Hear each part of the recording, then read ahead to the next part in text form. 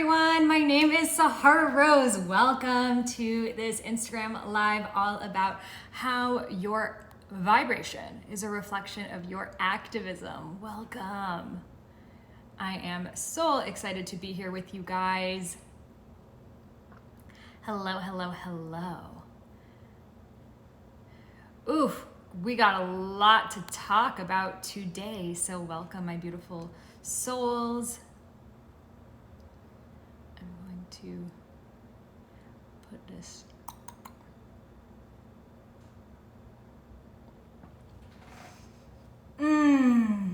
wherever you are in the world right now, just take a comfortable seat. This is going to be like a satsang. It's going to be like a drop-in. So just take a comfortable seat because we're going to go in, and I just want you to feel open. We have a lot of hostility in social media right now. This is the opposite. We're going to hold the opposite pole right now of just being in complete openness, receptivity, listening, alignment. So get yourself some green juice, sit down, and we are going to drop in. So I just invite you wherever you are right now, just to put your phone up against something, put it up against your bookshelf or your computer or whatever it is, and just close your eyes right now and tune into your breath.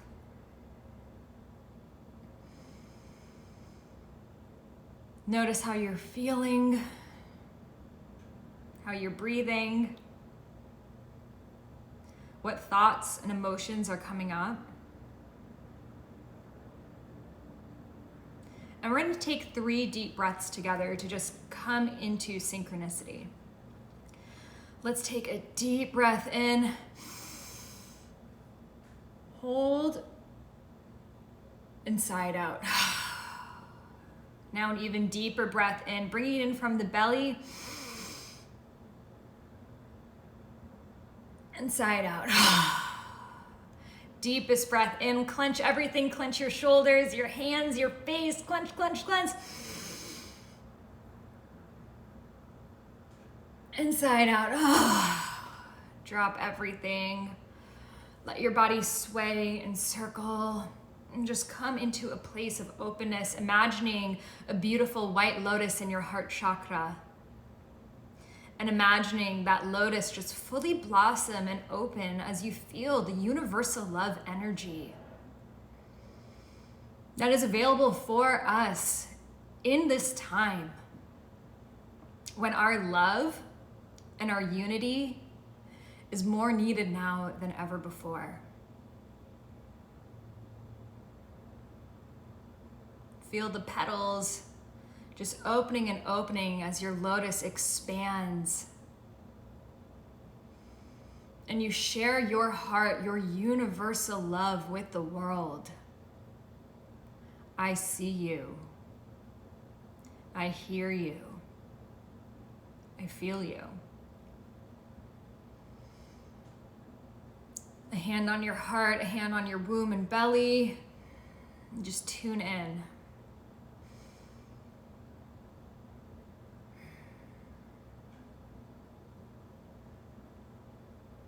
And just ask yourself this question right now.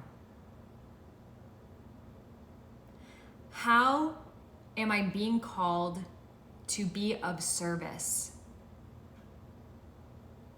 How am I being called to be of service?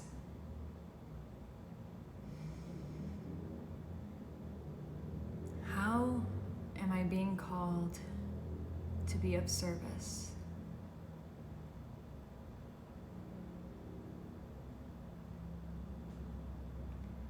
How am I being called to be of service?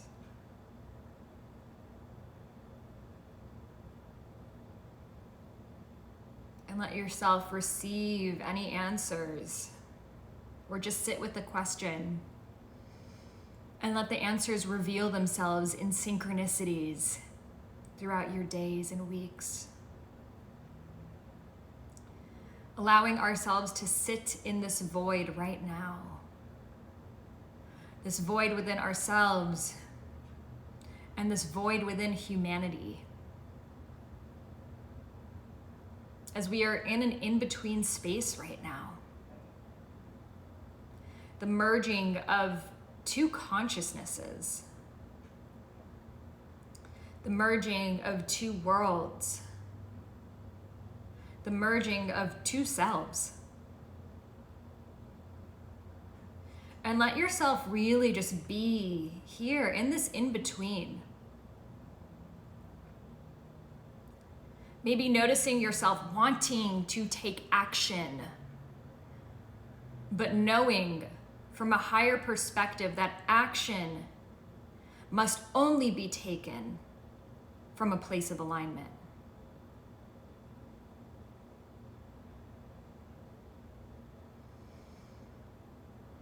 And when you feel ready, gently wiggle your fingers and your toes and open your eyes and come back to your breath, to this moment. So let's talk about this. So we're in a time right now that we are being called to be activists. For some of us, this activism work is very new, and for others, it has been a part of our lives for a long time. Regardless, right now we are all needed, but we are all needed in different ways.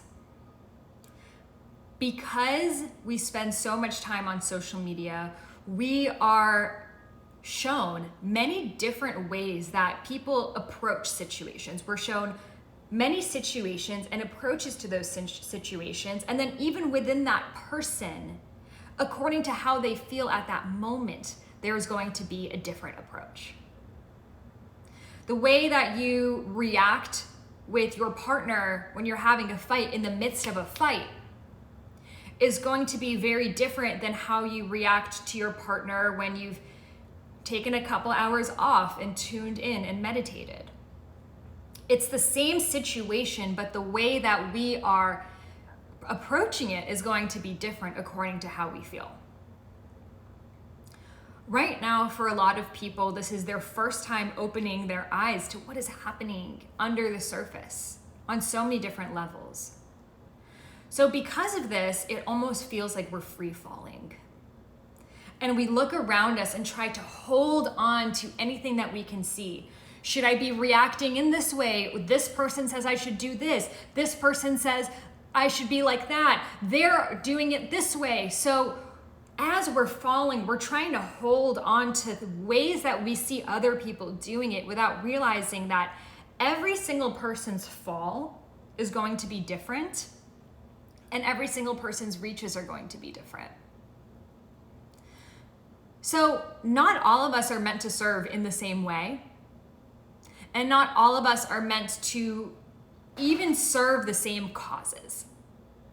We have universal causes like human rights, but each of us, based off of our family, our upbringing, our karma, is going to be essentially soul assigned to different places. And what is most important is for you to know why you're taking action on something. Activism, in a way, is easy. You just keep acting. You keep raising awareness. You keep signing the petitions, having the difficult conversations. In a way, that's easy because we know what to do. But doing the work, that's what is hard. Doing the work so we can be in a place of alignment and be in complete integrity with how we're showing up, that takes spiritual discipline. So many of us, we want to do the right thing. I think all of us do. But what one person tells you is the right thing is not going to necessarily be your right thing. I may be a lawyer, so I'm saying, why aren't you changing laws? Why aren't you talking about the laws? Laws. Because that's my worldview. Someone else may be in the educational system. Someone else may be in the meditation world. Someone else may be here. So we're all speaking on our own, our own podium saying the world should be like this and people should be like that. But it takes our intuition to know what is for me. Not everyone's cause is going to be your cause, and not everyone's way of showing up for their cause is going to be theirs. What I'm seeing right now is a lot of us haven't truly tapped in and asked how we can be of service. What gifts were we born with that are meant to be shared at this time? What are the lessons that only we truly know based off of our own upbringing? So for example, maybe you grew up in a family of addicts and that has been a generational issue that is happening. So you've seen firsthand what it's like to struggle from addiction. You've seen the ups and the downs. You've loved deeply people who dealt with addiction. So you have that inside perspective that most people do not on what addiction means for the world and how we can go about solving it from a true root cause level. And that is much more than reposting things on social media. As you know, it comes from speaking to the void. And someone else may have dealt with poverty, and someone else immigration, and someone else environmental issues. And there are so many things that each and every one of us has been confronted with. And that is not coincidental. In the Vedas, we say that this world is a school. You're born into this earth school and you go through a curriculum of what your soul needs. So your curriculum may have been to see dysfunctions in relationships so you can understand that from a core level and help heal them. Your curriculum could have been to see not being able to share your voice and having to learn how to trust your throat chakra and speak your truth. Your soul curriculum could have been how to, so many different things, how to deal with infidelity, how to overcome war, so many things that each of us have dealt with. So instead of looking outside, it's time for us to really, if we actually are here to raise the vibration of the planet, to listen to what are the obstacles that I uniquely have overcome. And how can I use the medicine that I have gained from that process to be of service? So there are different ways that we're going to be of service, and I like to break them down into 3 doshas, the 3 Ayurvedic archetypes. As you know, or may not know, I am an Ayurvedic author. I have written the book, Idiot's Guide to Ayurveda, Eat, Feel Fresh, and a Yogic Path, Oracle Card Deck, all about the Vedas, with forewords by Deepak Chopra. And it is such an important thing for me to share with people, because the doshas help you see how you can actually be of service, because otherwise we're all going to be doing the same thing, and that's not what the world really needs. So the Vata way to be of service. So Vata is air energy. So if you are a very Vata person, the way that you get to be of service right now is to use your creativity. The ideas that are channeling through you, what are the ways that you can use them to an important cause that matters to you? So maybe you're making really beautiful graphics, and these graphics are sharing with you how you can raise awareness on racism or environmental issues or whatever else it is. Maybe you can come up with interesting campaigns.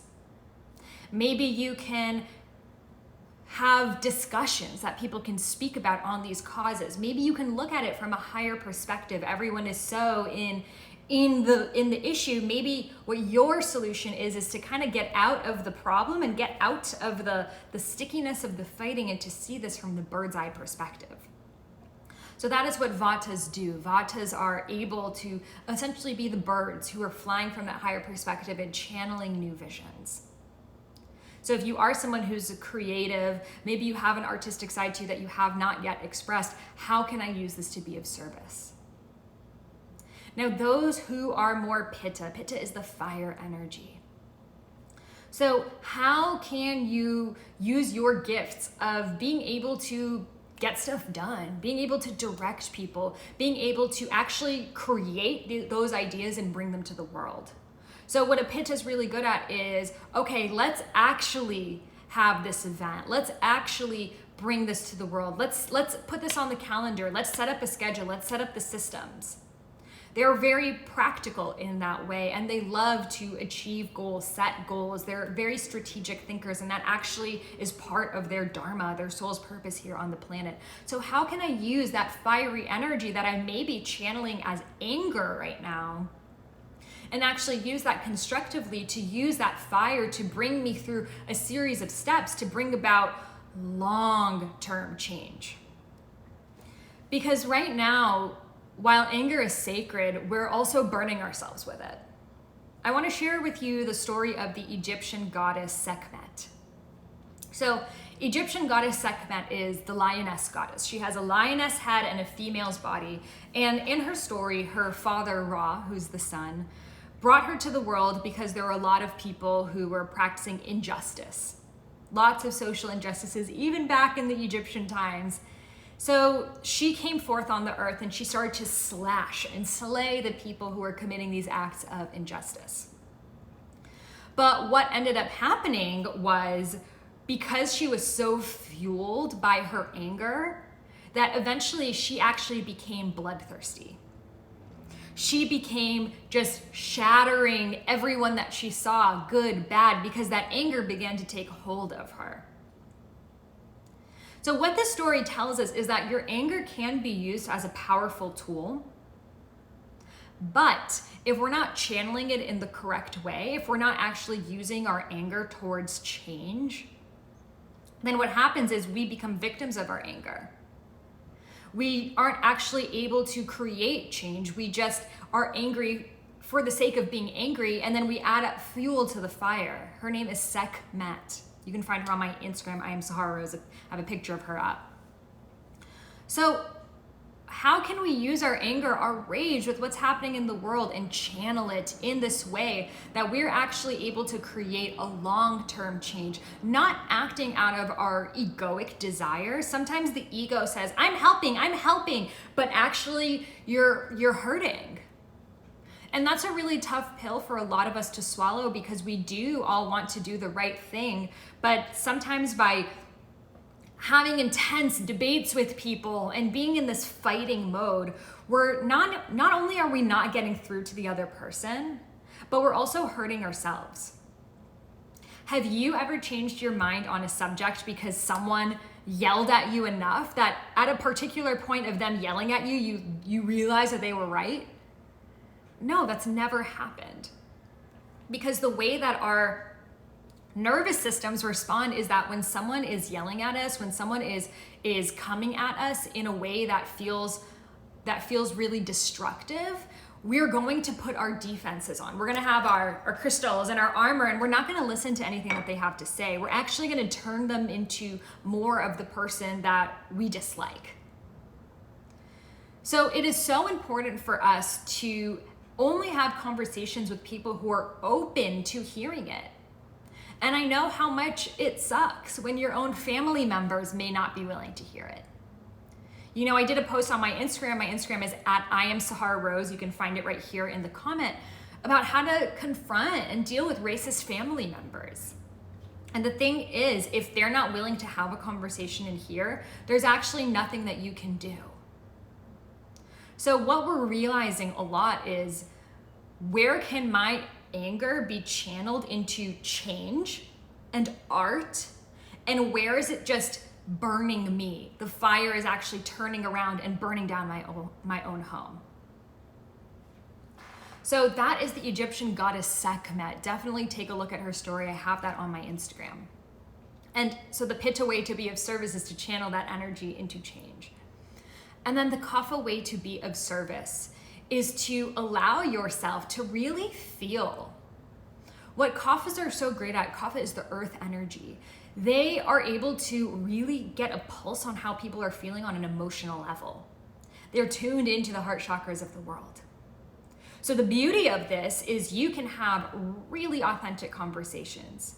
You can put out really significant and poignant messages on how people are really feeling, because you can sense it. You're not falling for the surface level stuff. You can see what's underneath that. You can see the anger, the sadness, the fear, the frustration that's underneath that. However, the shadow aspect of the Kapha, by the way, you can, if you just go on my Instagram, I just posted 3 graphics on all 3 doshas, Vata, Pitta, and Kapha. So definitely go on my Instagram, IamSaharaRose.com. I have a quiz on my website, IamSaharaRose.com. It breaks down the doshas, the mind and the body, into percentages of each one, emails you a free cheat sheet, all of that. And of course, I've written books on it. So be sure to check that out. But you can also just feel what doshas you resonate with. So that Kapha is that empath, right? They are that person that maybe also has a hard time dealing with all of the sadness in the world. And I think all of us, sometimes we're like, holy crap, I can't believe we're in this situation. But we're in this situation because it's bringing us to higher truth. So it's important for, yes, I'm gonna put my Instagram here. You can find on my bio. So it's important, as someone who is an empath, as someone who really is feeling the pain and the suffering of the world, it is so significant for you to take time off. Your highest form of activism may actually to be getting off social media for a period of time. Because kaphas are actually meant to serve in this like deep emotional way. And if you're so caught up in the pain and the sadness, you're not going to be able to get to the state to share your gifts. So how many of you guys feel so overwhelmed with what's happening in the world that you don't even know how to share the things that you love? You don't even know how to share your love for meditation and healing and breath work and all of the things, because every time you open up social media, you just see all of this outpouring of anger and sadness that it makes you feel like you just can't handle it all. So as a kapha, it is so important for you to just really tune into how you're meant to be of service, because right now, social media in a way has become TV. A lot of us don't watch TV, but we're on social media all the time, and it's basically like having thousands of television channels on as you scroll. So maybe your highest activism is to take a week off social media, to meditate every single day on that question we asked at the beginning. How can I be of service right now? And how can I be of service through joy? Because the thing is, service, being of service, is not necessarily a service job. It doesn't mean that you have to sacrifice.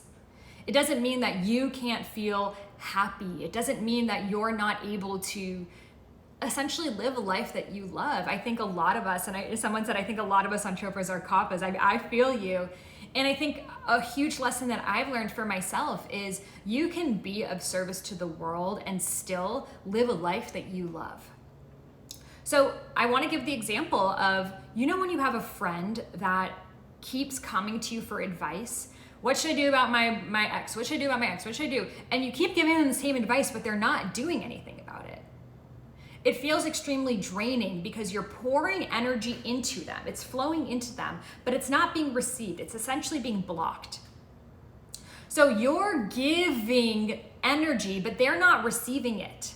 And eventually you're gonna end up feeling drained, and then every time they text you, you're like, oh, why are they texting me? And then it becomes this frustrating thing that you're holding on to. And the reason why is because the energy is not flowing. It is going to them and it's getting stuck. It's going to them and it's getting stuck. So you're not receiving that flow and that feedback. Whereas, when you help a friend and they really take what you had to say to heart, and you see them make this shift, and it feels so gratifying, and you feel so grateful for that experience, and you actually love helping this person because you can see every single time you help them, it really helps create a shift in their lives. That feels like a river. It is flowing. It is not stagnant energy. That energy from you is moving towards them. And then from them, it's moving towards someone else. And then they're able to show up for someone in a bigger way. And then that person's able to show up for someone in a bigger way. And then that person, and then that person. So it creates this ripple, this energy flow like a river, rather than a dam that's like getting stuck somewhere. So this is why it's so important for all of us to really look at, where can my energy go that it will be of the highest service to all? And you tapping into how it makes you feel joyful actually brings you further alignment. A lot of us have guilt about joy. A lot of us think, well, if it feels good for me, then it must not be good for others. Because that is joy through ego. That is not true joy. Joy through ego is taking. Joy without ego, joy through the heart, is being in this flow of giving and receiving. So some of us have, I don't think any of you guys, but the mainstream world says to be happy is to have money, is to have accolades, fame, whatever it is, right? But we know that that's not actual true happiness and that's not true joy. Imagine if Source designed you in a way that your highest point of joy is your highest point of service. When that guitarist is in their highest point of joy of just riffing it on the guitar, they're also of their highest service because of the beauty and the energy that it cultivates in every single person who's able to hear the strumming of his chords. Someone who's up there like Deepak Chopra giving his speech, he's in his highest state of joy, sharing his gifts with the world. And he's also in his highest service because we're all receiving it. A gardener, when they're spending hours weeding things and bringing the beautiful produce to the world, is in their highest joy and their highest service. The world is not meant to feel difficult. You don't have to sacrifice. I can either help the world or help myself. That's an illusion. That is Maya. The greatest way that you were designed, those things that you truly love to do. I really want you to ask yourself, what do I truly love to do? And your first ego's answer going to be, I like to do nothing. I like to just hang out on the beach. Okay, why? Why do you like to do nothing? Do you like to feel the void in that nothingness? Is it the simplicity of it? How can you bring that into the world? If you love to hang out on the beach, why? Do you love to feel the warm sun on your skin? Do you love to see the sea animals? Why do you love that? Really asking yourself, why do I love the things that I love? Because from there you can find the red thread of how it is related to your dharma, your soul's purpose. So we were each designed in this way to love the things that make us our highest activists. The era of the angry activist or the wounded healer is done. You don't have to be angry to get your point across. And you don't have to sacrifice your own well-being to help others. You don't have to be a wishful thinker and an idealist and out of touch with reality. What if the reason that you were given those ideas is because it is what you are meant to share with this planet? So look at the things that bring you the highest joy. What is underneath them all? What archetype, what dosha is it related to? Is it the vata? Is it the creativity, the freedom, the flow of it? That's how you're meant to be of service. Is it the pitta, the fire, the ambition that you feel when you're doing it? The way that you're able to make a true difference in the world? Then follow that. You're meant to create things and usher them to life. Or is it the kapha, the way that you can really feel it, connect to people's hearts and change the world soul to soul? Then that is why you're here. So it is so important for us to have clarity before we take action. We live in a world that validates taking action, but most of us spend years taking action on things that if we had spent seconds really sitting on, we would not have done. How many of us have lived lives and learned lessons that may have taken 20 years? When if we truly asked ourselves at the beginning, does this bring me joy? And does this bring me of highest service? We would have known instantly. So really use this time right now. Energetically, we are all in the void, even in astrology and Vedic astrology, which is what I practice. We're in this time of between the inhale and the exhale. So this is the time for you to cultivate, to go deeper, to ask yourself those big questions, to learn, to self-study. Because the more you know about yourself, the more in alignment each and every step can be. This is why these tools and practices, it's not so you can move to the Himalayas and have no touch with the rest of the world. It's so you can really be in the world without being of the world. Because when we're so entrenched with the doings and the happenings of society, then we can't ask ourselves how we're meant to contribute to that society.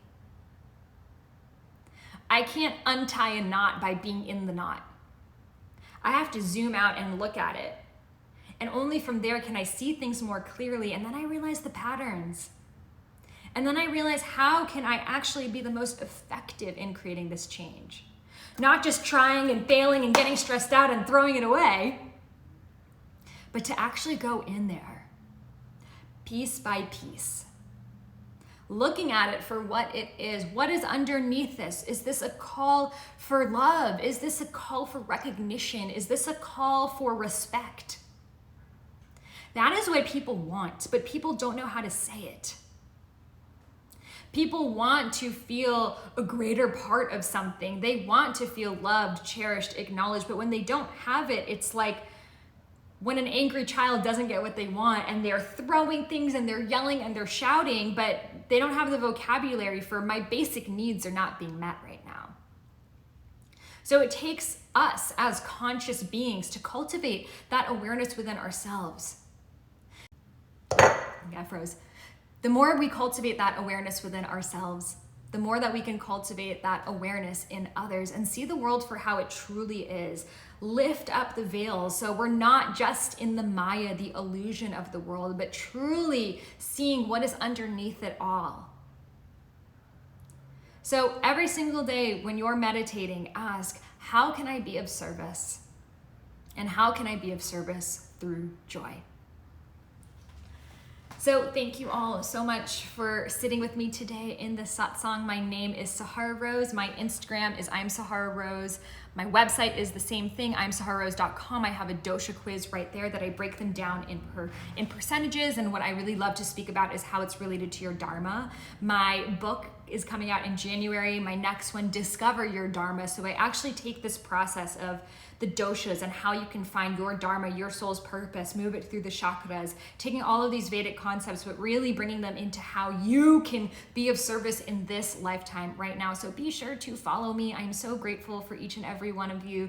Thank you for saying yes to the cause. Thank you for saying yes to incarnating at this time when our souls are needed more than ever. It is not an easy lifetime to incarnate, but the reason why we are here is because we are the lights who are here to elevate the vibration of the planet and to bring the new consciousness into this field. So thank you for saying yes.